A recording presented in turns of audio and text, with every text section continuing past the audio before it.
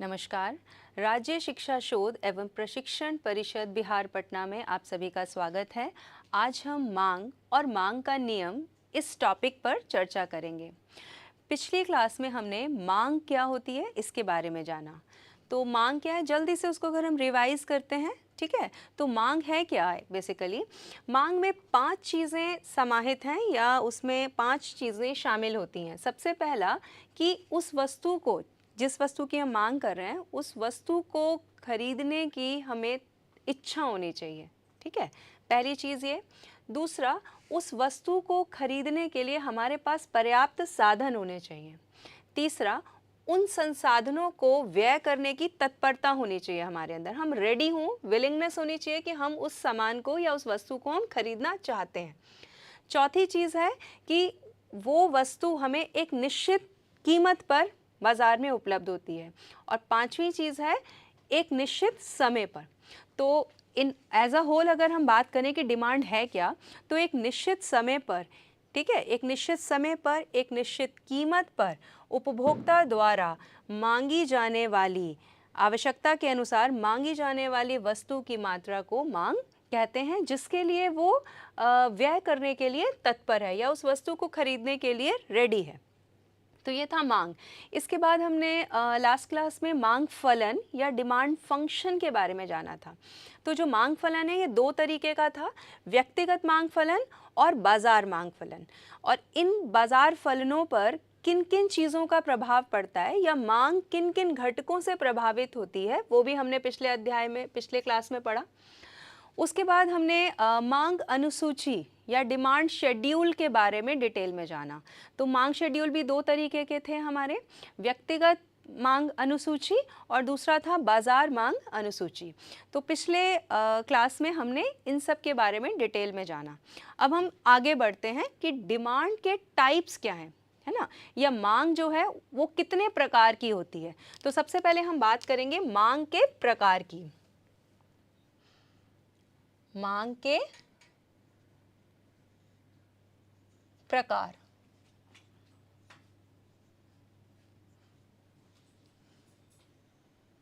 ठीक है। तो मांग के प्रकार की अगर हम बात करें तो मोटे रूप में हम 3 रूप में इसको देखेंगे, ठीक है। वो 3 रूप क्या है? सबसे पहला कीमत मांग। कीमत मांग या प्राइस डिमांड, ठीक है। उसके बाद हम दूसरे नंबर पे देखेंगे आय मांग को। आय मांग यानी कि इनकम डिमांड, ठीक है। और तीसरा जो प्रकार हम देखेंगे उसे हम बोलेंगे क्रॉस डिमांड या तिरछी मांग, ठीक है। तो अभी हम सबसे पहले इन तीनों के बारे में डिटेल में जानेंगे। अगर हम सबसे पहले बात करें कीमत मांग की कि ये कीमत मांग होती क्या है, ठीक है। तो जब हमने मांग के बारे में पढ़ा था तो हमने बात की थी कि जनरली क्या होता है, मांग में और कीमत में विपरीत संबंध होता है, ठीक है। यदि कीमत या प्राइस ज़्यादा होता है, ठीक है, तो मांग कम होती है, ठीक है। उल्टा रिलेशनशिप है ना, नेगेटिव रिलेशनशिप है। अगर कीमत बढ़ रही है तो मांग घट रही है। और इसका उल्टी सिचुएशन ऐसी भी हो सकती है कि अगर कीमत कम है, ठीक है, तो मांग क्या करेंगे, लोग ज़्यादा करेंगे, डिमांड बढ़ा देते हैं, ठीक है। तो बेसिकली जो कीमत मांग है उसमें हम ये देखते हैं कि कीमत का मांग पर क्या प्रभाव पड़ता है, ठीक है। तो जैसा कि हमने यहाँ पे देखा कि कीमत में और मांग दोनों में कैसा संबंध है, विपरीत या इनवर्स रिलेशनशिप है। अगर इसी चीज़ को हम एक चित्र के माध्यम से दर्शाना चाहें तो वो कैसे बनेगा, मान लीजिए ये ओ एक्स एक्सिस है और इसके ठीक ऊपर ओ वाई एक्सिस है, ठीक है। ओ एक्स एक्सिस पे अगर हम मांगी गई मात्रा, जिसे हम क्यू के द्वारा दर्शाते हैं, ठीक है, क्वांटिटी डिमांडेड, ठीक है, या क्वांटिटी डिमांडेड अगर हम बोले, मांगी गई मात्रा, और वाई एक्सिस पे हम कीमत को अगर दर्शाएं यानी कि प्राइस, सिचुएशन क्या है हमारी, प्राइस ज़्यादा होने पर डिमांड कम है। लेट्स से हमारा प्राइस है 0p, इतना प्राइस है हमारा, ठीक है। इस प्राइस पे डिमांड है हमारी OQ दिस मच, ठीक है। अब क्या है, सिचुएशन है कि बाजार में कीमत में परिवर्तन होता है ना, प्राइस जो है वो कम हो जाता है, ठीक है। प्राइस कम होकर कहाँ आ गया आपका, मान लीजिए P1, इतना आपका प्राइस हो गया, ठीक है। ये प्राइस में आपकी कमी हुई है इतनी, तो प्राइस कम हो रहा है तो डिमांड आपकी बढ़ेगी, ठीक है। तो प्राइस कम होने से डिमांड जो पहले आपकी 0 से Q तक थी या OQ थी, ये बढ़कर आपकी मान लीजिए Q1 इतना बढ़ गई है, ठीक है, इतना ऐड हो गई। तो अगर आप इसका डायग्राम बनाएंगे तो कैसे बनेगा, यहाँ से ये Q और यहाँ से P अगर लें तो एक डॉट यहाँ लगेगा, और जब प्राइस कम होता है तो ये P1 और यहाँ से Q1 यहाँ, तो इन दोनों डॉट्स को जब आप मिलाएंगे तो आपका डिमांड कर्व निकल कर आएगा। तो हम क्या देख रहे हैं कि ये जो डिमांड कर्व है वो उसकी शेप कैसी है, बाएं से दाएं नीचे की ओर गिरती हुई, ठीक है। लेफ्ट टू राइट डाउनवर्ड है ये, ठीक है। तो लेफ्ट टू राइट जो डाउनवर्ड है या बाएं से दाएं ये नीचे गिर रहा है, ये हमें ये बता रहा है कि कीमत में और मांग में किस तरह का संबंध है, उल्टा या विपरीत, ठीक है। कीमत ज़्यादा मांग कम, कीमत कम तो मांग ज़्यादा, ठीक है। तो इस तरीके से कीमत मांग हमें क्या दर्शाती है कि कीमत में और मांग में परस्पर किस तरह का रिलेशनशिप होता है, या कीमत मांग को किस तरीके से प्रभावित करती है। तो इसको अगर हम इन शॉर्ट बताना चाहें तो कीमत ज़्यादा होने पर मांग हमेशा कम होगी और कीमत कम होने पर मांग हमेशा ज़्यादा होगी। सामान्य वस्तुओं के केस में इन जनरल यही होता है। तो इस तरह की डिमांड को बोला जाता है कीमत मांग या प्राइस डिमांड।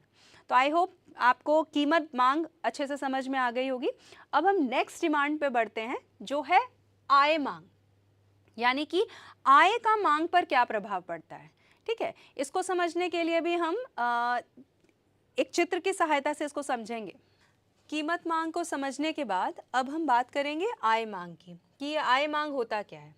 तो जैसा कि इसके नाम से ही स्पष्ट है कि आय मांग यानी कि मांग के ऊपर आय का क्या प्रभाव पड़ता है, ठीक है। इससे पहले हमने देखा था कि मांग पर कीमत का क्या प्रभाव पड़ रहा है। अब हम मांग के ऊपर आय के पड़ने वाले प्रभाव को देखेंगे, ठीक है। तो ये आय का प्रभाव दो रूप में होता है ना। सामान्य वस्तुओं के केस में डिफरेंट होता है, और निम्न या घटिया किस्म की वस्तुएं, दो तरह की वस्तुएं बाजार में उपलब्ध होती हैं, एक सामान्य वस्तुएं और दूसरा है निम्न या घटिया किस्म की या लो क्वालिटी गुड्स, ठीक है।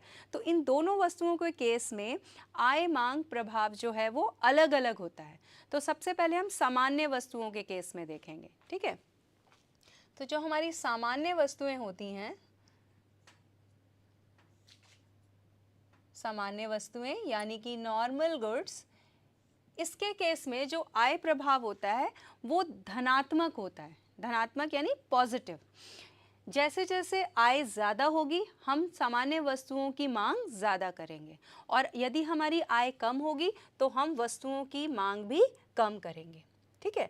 तो इन दोनों में यानी कि आय में और मांग में जो है वो डायरेक्ट रिलेशनशिप होता है या सकारात्मक या पॉजिटिव रिलेशनशिप होता है। अगर इसको हम चित्र के माध्यम से दर्शाएं तो मान लीजिए ये एक्स एक्सिस है और वाई एक्सिस, ठीक है। एक्स एक्सिस पे हम क्या लेंगे, जैसे हमने जब कीमत मांग की बात की थी तो हमने एक्स एक्सिस पे क्या लिया था, मांगी गई मात्रा, ठीक है। तो यहाँ पर भी हम मांगी गई मात्रा क्वांटिटी डिमांडेड को दर्शाएंगे, और वाई एक्सिस पे हमने प्राइस लिया था, लेकिन यहाँ पर चूंकि हम आय मांग दर्शा रहे हैं तो हम वाई एक्सिस पे क्या लेंगे, आय का स्तर, है ना, यानी कि लेवल ऑफ इनकम। तो हम वाई एक्सिस पे किसको दर्शा रहे हैं, इनकम को, ठीक है। तो इनकम यदि ज़्यादा है, ठीक है, सपोज ये हमारी इनकम है तो हम डिमांड भी ज़्यादा कर रहे हैं। हमारी इनकम कम हो गई, ठीक है, y से y1 हो गई तो हमारी डिमांड भी घटकर Q से Q1 हो जाएगी, ठीक है। तो Y है तो यहाँ Q, ठीक है, यहाँ से एक डॉट लगाएंगे, Y1 हुआ तो हमारी डिमांड भी घट गई है। तो ये, तो इस तरीके से जब हम इन दोनों डॉट्स को मिलाएंगे तो जो हमारा कर्व हमको मिलेगा दोनों डॉट्स को मिलाने से, ये इस तरीके से बाएं से दाएं ऊपर उठता हुआ है, ठीक है। तो ये किस तरह के संबंध को बता रहा है? धनात्मक संबंध को या पॉजिटिव रिलेशन को। तो सामान्य वस्तुओं के केस में आय और मांगी गई मात्रा में जो है वो सीधा या डायरेक्ट रिलेशनशिप होता है, धनात्मक संबंध होता है। यदि आय ज़्यादा तो हम ज़्यादा डिमांड करेंगे वस्तुओं की, यदि आय हमारी कम हो जाती है तो हम वस्तुओं की मांग भी कम कर देते हैं, ठीक है। तो सामान्य वस्तुओं के केस में हमारा इस तरीके से चित्र बनेगा। दूसरी सिचुएशन है, यदि घटिया किस्म की वस्तुएं या निम्न कोटि की वस्तुएं, ठीक है, निम्न कोटि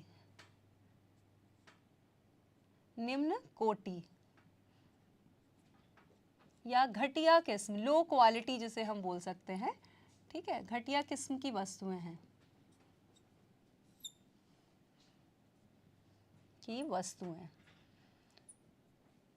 तो उस सिचुएशन में आय का प्रभाव क्या होगा, अब हम वो देखेंगे।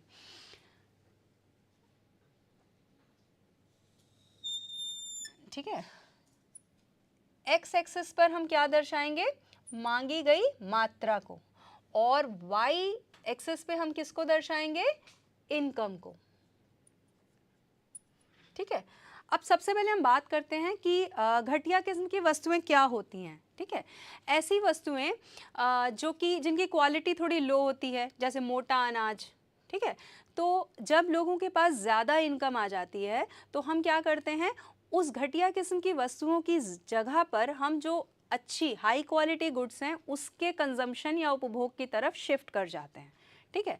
तो अगर नॉर्मल सिचुएशन में ऐसा होता है कि घटिया किस्म की वस्तुएं जो हैं उनकी अगर कीमत घट जाती है, ठीक है, तो जो कीमत का प्रभाव है वो क्या होता है कि यदि कीमत घट रही है ना, तो मांग क्या होनी चाहिए? बढ़नी चाहिए, है ना। इन जनरल तो ये होना चाहिए, लेकिन यहाँ पर डिफरेंट होता है इसका प्रभाव। क्या होता है कि अगर उसकी कीमत घट जाती है तो लोग उस वस्तु की मांग को ज़्यादा नहीं बढ़ाते हैं, बल्कि वो लोग शिफ्ट हो जाते हैं हाई क्वालिटी गुड्स की तरफ, क्योंकि अब उनकी रियल परचेजिंग पावर उनके पास में बढ़ गई है, ठीक है। वास्तविक क्रय शक्ति उनकी बढ़ गई है। पहले वही चीज़ खरीदने के लिए अगर उनको 40 रुपये देने पड़ रहे थे, तो अब वो चीज़ खरीदने के लिए उनको 35 रुपये देने पड़ रहे हैं, तो 5 रुपये उनके बच रहे हैं।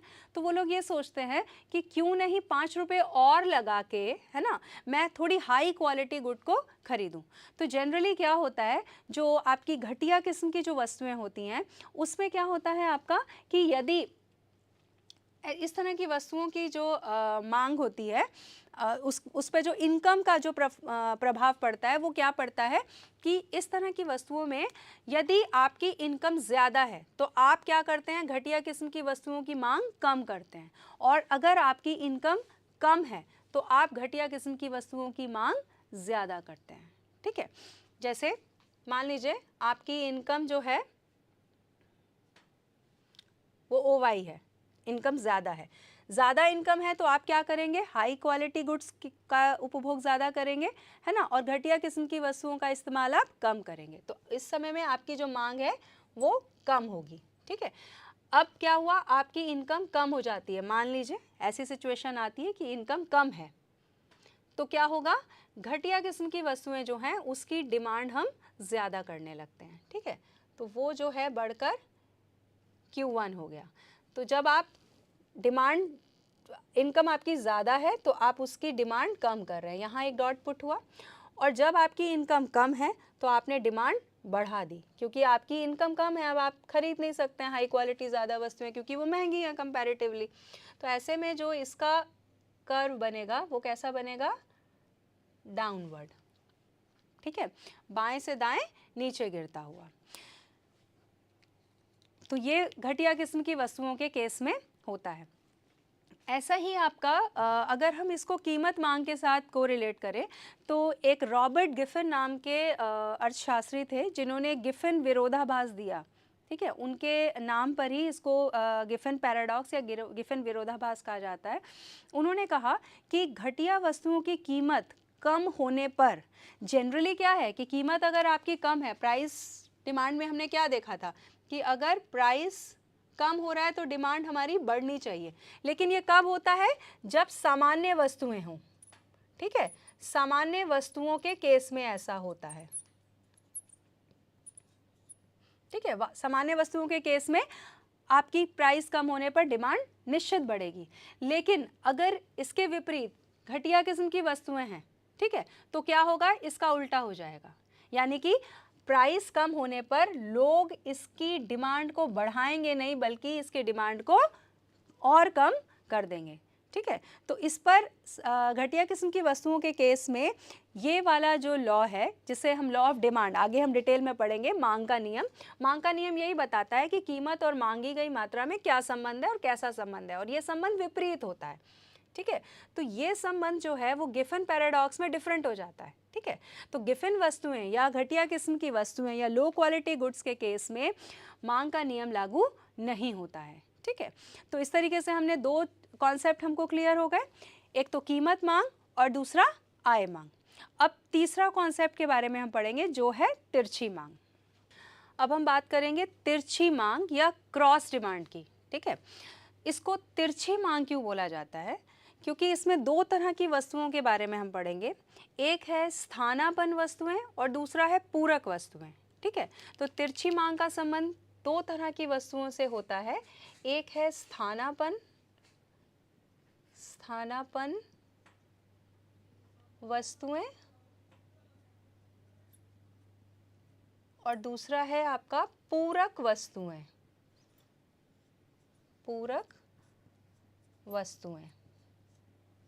स्थानापन्न वस्तुओं को सब्स्टिट्यूट गुड्स भी कहा जाता है। ठीक है, इंग्लिश में इसको बोलते हैं सब्स्टिट्यूट गुड्स। और पूरक वस्तुएं वो वस्तुएं हैं जिन्हें कॉम्प्लीमेंट्री गुड्स बोलते हैं। ठीक है, तो सबसे पहले हम बात करते हैं स्थानापन्न वस्तुओं की या सब्स्टिट्यूट गुड्स। जैसा कि नाम से क्लियर है, सब्स्टिट्यूट, हम एक के बदले दूसरे का इस्तेमाल कर सकते हैं, जैसे चीनी और गुड़। ठीक है, तो इसमें क्या होता है कि प्राइस एक वस्तु का बढ़ता है ना, लेट्स से प्राइस बढ़ गया आपका चीनी का, लेकिन डिमांड किसकी बढ़ जाती है उसकी वजह से, गुड़ की।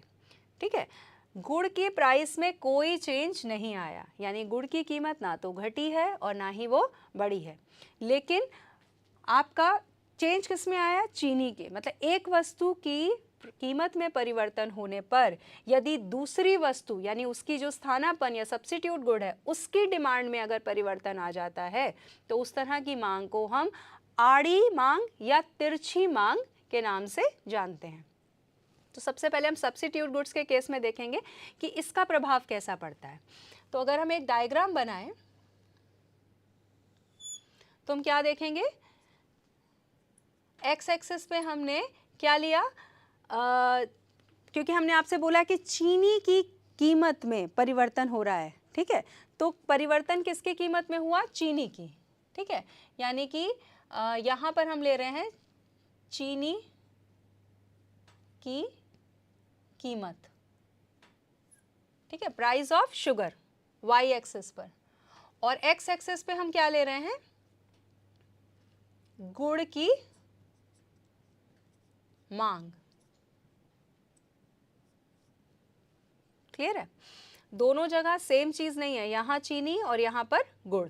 ठीक है, अब पहले मान लीजिए चीनी की कीमत थी ओपी। ठीक है, तो गुड़ की डिमांड लेट्स से ओक्यू थी। अभी क्या हुआ कि चीनी की कीमत बढ़ गई, पहले पी था अभी हो गई है P1। तो जब P और Q था तब हम डॉट यहाँ लगा लेते हैं इधर। ठीक है, यहाँ से प्राइस और यहाँ से क्वांटिटी ले ली हमने गुड़ की। अब क्या हुआ है, चीनी की कीमत बढ़कर कितनी हो गई, OP1, इतना प्राइस हाइक कर गया या प्राइस बढ़ गया। तो प्राइस बढ़ने से चीनी की मांग पे जो प्रभाव पड़ेगा वो तो अलग बात है, लेकिन हम यहाँ पर क्या देख रहे हैं कि उसकी वजह से गुड़ की मांग पर क्या प्रभाव पड़ रहा है। जो चीनी की कीमत बढ़ गई तो जो लोग चीनी खरीदना चाह रहे थे लेकिन कीमत चूंकि बढ़ गई है तो वो लोग किसकी तरफ शिफ्ट कर जाते हैं, गुड़ के उपभोग की तरफ। तो वो लोग क्या करते हैं, गुड़ की मांग को बढ़ा देते हैं। तो हालांकि आपने देखा है कि गुड़ की कीमत में कोई परिवर्तन नहीं आया, गुड़ की कीमत कम नहीं हुई है। जनरली क्या होगा, जिस वस्तु की कीमत कम होती है उसी की डिमांड बढ़ती है, लेकिन यहाँ पर क्या हो रहा है, क्रॉस है ना, तिरछी है, तो कीमत बढ़ रही है चीनी की, लेकिन उसका प्रभाव गुड़ पर पड़ रहा है, ठीक है, क्योंकि वो उसके सब्स्टिट्यूट गुड्स है, ठीक है। तो ये P1 और यहाँ से हम लेंगे Q1, ठीक है। तो ये डॉट, इन दोनों को आप मिलाइए तो ये आपका डिमांड कर्व आपके पास आया, ठीक है, जो किसको दर्शा रहा है, आपके चीनी और गुड़ के बीच में क्या संबंध है, ठीक है। तो इस तरह की मांग को हम कहते हैं क्रॉस डिमांड या तिरछी मांग। तो स्थानापन्न वस्तुओं के केस में यह संबंध कैसा है, धनात्मक है, देख रहे हैं आप ना, ऊपर की तरफ, बाएं से दाएं ऊपर की तरफ बढ़ रहा है। लेकिन पूरक वस्तुओं के केस में इसका उल्टा होता है। पूरक वस्तुएं वो वस्तुएं होती हैं जिन दो वस्तुओं का इस्तेमाल हम एक साथ करते हैं, ठीक है, जैसे कि सॉक्स एंड शूज़, है ना, पेन एंड इंक, गाड़ी और पेट्रोल, ठीक है, इनका हम इस्तेमाल साथ में करेंगे। हमारे पास गाड़ी है लेकिन अगर पेट्रोल नहीं है तो गाड़ी चलेगी नहीं, है ना, तो इन दोनों वस्तुओं का हमें एक साथ इस्तेमाल करना पड़ता है, ठीक है। तो इस केस में क्या होता है, इसको हम एक चित्र की सहायता से समझ लेते हैं।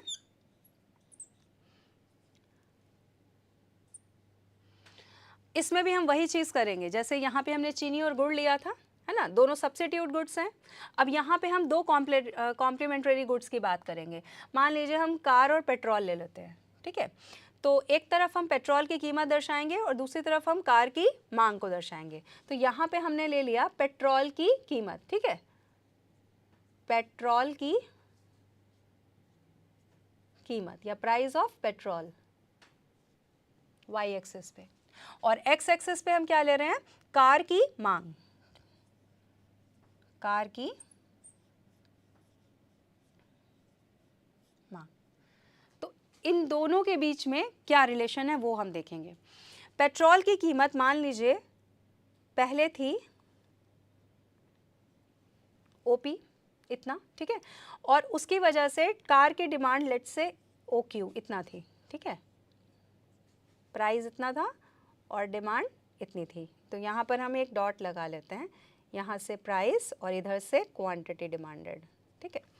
अभी क्या हुआ, पेट्रोल की जो कीमत है वो बढ़ गई, ठीक है, अभी जितनी है उससे ज़्यादा हो गई। मान लीजिए P1 इतना प्राइस बढ़ गया। तो पेट्रोल की अगर कीमत बढ़ेगी तो कार की मांग पर क्या प्रभाव पड़ेगा, कार की मांग जो है वो लोग कम कर देंगे, क्योंकि पेट्रोल की कीमत ज़्यादा हो गई है, क्योंकि कार चलेगी किससे, पेट्रोल से। तो अल्टीमेटली दोनों ही वस्तुओं का हमें एक साथ इस्तेमाल करना होगा, है ना। तो पेट्रोल की कीमत बढ़ी तो लोगों ने क्या किया, कार की डिमांड को कम कर दिया। जो पहले आपकी Q थी अब वो कम होकर मान लीजिए ये Q1 पर आ गई। तो यहाँ से आपका P1 और ये Q1, यहाँ डॉट लगा, ठीक है। अब आप इन दोनों डॉट्स को मिला दीजिए तो ये आपके पास डिमांड कर्व आया। और ये डिमांड कर्व कैसा है, बाएं से दाएं नीचे की ओर गिरता हुआ है। यानी कि पूरक वस्तुओं के केस में दो वस्तुएं, उनके बीच में कैसा संबंध होता है, ऋणात्मक या नेगेटिव। तो इस केस में हमने क्या देखा कि दो वस्तुएं जो कि पूरक वस्तुएं हैं, जैसे कि कार और पेट्रोल, लेकिन इनके बीच का जो रिलेशनशिप है वो किस तरीके का है, नेगेटिव है। यदि पेट्रोल की कीमत बढ़ेगी तो उसकी वजह से कार की मांग लोग कम कर देंगे, ठीक है। तो आई होप इस तरीके से आपको मांग के जो तीन प्रकार, मेजर जो तीन टाइप है वो आपको समझ में आ गए होंगे। वो क्या क्या है, सबसे पहला कीमत मांग, दूसरा था हमारा आय मांग, ठीक है। कीमत मांग, आय मांग दोनों ही सामान्य वस्तुओं और घटिया किस्म की वस्तुओं में अलग अलग तरीके से होता है, ठीक है। तीसरा हमने देखा क्रॉस डिमांड या तिरछी मांग या आड़ी मांग भी इसे कहा जाता है, जिसमें हमने दो तरह की वस्तुओं के केस में जो दो डायग्राम है वो हमने समझे कि स्थानापन्न वस्तुएं या सब्स्टिट्यूट गुड्स हैं तो क्या कंडीशन होगी, और दूसरा है अगर कॉम्प्लीमेंट्री गुड है तो किस तरह की कंडीशन होगी। तो इन तीन मेजर टाइप्स के अलावा कुछ अन्य प्रकार की मांग भी होती हैं। वो अन्य प्रकार की मांग क्या हैं उसको जल्दी से हम लोग देख लेते हैं। तो इनको हम 3 रूप में देख सकते हैं। पहला है संयुक्त मांग, ठीक है, फर्स्ट क्या है संयुक्त मांग, दूसरा है व्युत्पन्न मांग या डिराइव्ड डिमांड, और तीसरा है सामूहिक मांग, ठीक है। तो सबसे पहले अगर हम संयुक्त मांग की बात करें तो वो एक तरीके से जो हमने पूरक वस्तु में पढ़ी थी ना, उसी तरीके से होता है संयुक्त रूप से, मतलब 2 या 2 से अधिक वस्तुओं की जो डिमांड है वो संयुक्त रूप से की जाती है। जैसे शूज़ है तो उसके साथ हम सॉक्स लेंगे ही, पेन है तो इंक लेंगे ही, है ना। तो ये आपकी एक तरीके से पूरक वस्तुएं जैसी होती है। दूसरा हमने बात किया व्युत्पन्न मांग या डिराइव्ड मांग की। वो क्या होता है जनरली मतलब जैसे कि जो उत्पादन के जो साधन होते हैं, फैक्टर्स ऑफ प्रोडक्शन, उनकी जो मांग होती है वो कैसी होती है व्युत्पन्न, क्योंकि इसकी मांग डायरेक्ट नहीं होती है। इसकी मांग क्यों होती है? उत्पादन के साधनों की मांग इसलिए की जाती है क्योंकि उत्पादन के साधन जब आपस में मिलते हैं तो वो उन वस्तुओं का उत्पादन करते हैं जिनकी डिमांड मार्केट में उपभोक्ता अपनी अपनी आवश्यकताओं के अनुरूप करते हैं। तो इस तरीके से हमने देखा कि कुछ इस तरह की डिमांड होती है जो डायरेक्ट ना होकर उन साधनों के द्वारा उत्पादित वस्तुओं की वजह से होती है, जैसे उत्पादन के साधनों की मांग। तीसरी है सामूहिक मांग। सामूहिक मांग वो है जैसे कि मान लीजिए दूध है एक, है ना, तो उस एक दूध से हम कई तरह की चीज़ों का प्रोडक्शन कर सकते हैं। तीसरा है सामूहिक मांग। सामूहिक मांग क्या है कि किसी वस्तु की डिमांड जब हम बहुत सारी चीज़ों के प्रोडक्शन के लिए करते हैं, ठीक है, जैसे फॉर एग्जांपल हम लेते हैं दूध, है ना, तो दूध का इस्तेमाल हम कई चीज़ों के उत्पादन में कर सकते हैं। जैसे हम उससे कर्ड दही बना सकते हैं, मिठाई बनाने में उसका इस्तेमाल हो सकता है, पनीर बनाने में उसका इस्तेमाल हो सकता है, ठीक है। और ऐसे ही कोयले का इस्तेमाल भी बहुत जगह होता है प्रोडक्शन प्रोसेस में, बिजली उत्पादन में होता है, ठीक है। तो कुछ ऐसे वस्तुएं होती हैं जिनकी मांग जो है वो सामूहिक रूप से की जाती है, ठीक है। तो इन शॉर्ट अभी हमने क्या क्या जाना कि मांग के प्रकार क्या क्या हैं, और इन मांग के प्रकार में हमने 3 मेजर टाइप देखे, जिसमें पहला था कीमत मांग, दूसरा आय मांग, तीसरा तिरछी मांग। उसके अलावा अन्य मांग में हमने क्या क्या जाना, एक हमने जाना कि संयुक्त मांग क्या है, दूसरा व्युत्पन्न मांग क्या है, और तीसरा सामूहिक मांग क्या है। अब इसके बाद हम आगे बढ़ते हैं। मांग का नियम, लॉ ऑफ डिमांड, ये क्या होता है। मांग के प्रकार के बाद अब हम जल्दी से जानते हैं कि मांग का नियम है क्या, ठीक है। मांग का नियम, मांग का नियम या लॉ ऑफ डिमांड। तो मांग का नियम जो है वो एक गुणात्मक कथन है, ठीक है, क्वालिटेटिव स्टेटमेंट है, जो हमें ये बताता है, सिंपली हमें ये बताता है कि अन्य बातें समान रहने पर किसी वस्तु की कीमत का उसकी मांग पर क्या प्रभाव पड़ता है, ठीक है। इन शॉर्ट हमें मांग का नियम यही बताता है कि अन्य बातें समान रहने पर किसी वस्तु की मांग पर कीमत का क्या प्रभाव पड़ता है। तो इस तरीके से अभी हमने पहले भी जाना कि कीमत और मांग में कैसा संबंध है, विपरीत संबंध, और यही विपरीत संबंध हमें मांग का नियम बताता है। मांग का नियम कहता है कि प्राइस में विपरीत संबंध होता है प्राइस और मांगी गई मात्रा में, यानी कि प्राइस यानी कि P, मांगी गई मात्रा जिसे हम Q से दर्शा रहे हैं, इन दोनों में कैसा रिलेशनशिप है, इनवर्स, है ना, या विपरीत संबंध है। प्राइस अगर ज़्यादा है तो मांग कम हो जाएगी, प्राइस अगर कम है तो मांग ज़्यादा हो जाएगी। लॉ ऑफ डिमांड सिंपली हमें ये बताता है। अब जब हमने बात की थी इसकी डेफिनेशन की, आज हमने स्टेटमेंट दिया, तो उसमें एक लाइन हमने जोड़ी कि अन्य बातें समान रहने पर। तो ये अन्य बातें समान रहने पर क्या है, ये जो अन्य बातें समान रहने पर जो है वो बेसिकली इस लॉ की अजम्पशन या मान्यताएं हैं, ठीक है, जो इन अजम्पशंस को हम मानते हैं, है ना, और उसके आधार पर ये नियम बनाया जाता है। तो अन्य बातें समान रहने पर वो मान्यताएं या अजम्पशंस हैं जिस पर ये मांग का नियम आधारित होता है।